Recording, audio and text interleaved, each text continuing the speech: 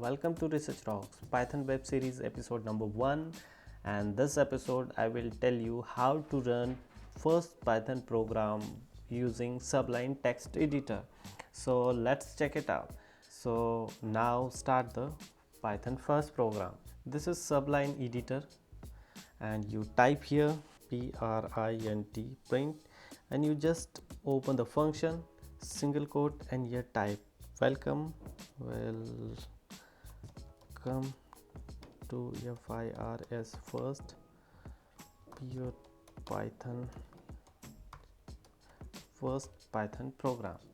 So this is my first Python programming. I type here print something I want, print here welcome to first Python program.